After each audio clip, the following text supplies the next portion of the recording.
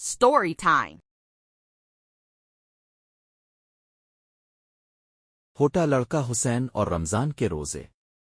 एक गांव में एक प्यारा सा छोटा लड़का हुसैन रहता था।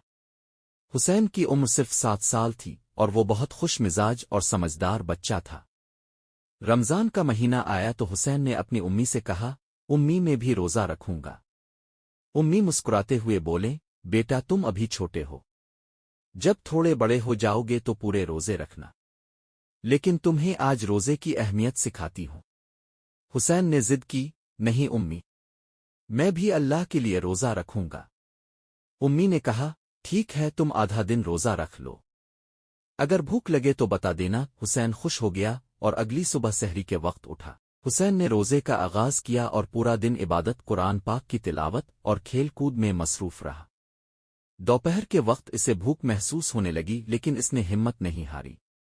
हुसैन बार बार अपनी उम्मी से कहता, उम्मी मुझे ताकत मिल रही है, मैं पूरा रोजा रखूंगा।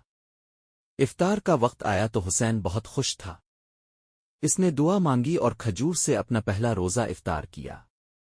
उम्मी ने हुसैन को प्यार से गले लगाया और कहा, बेटा तुमने आज बहुत हिम्मत दिखाई, अल्लाह तुमसे बहुत खुश होगा। हुसैन ने कहा, उम्मी रोजा रखने से मुझे अल्लाह के करीब होने का एहसास हुआ और गरीबों की भूख भी समझ आई।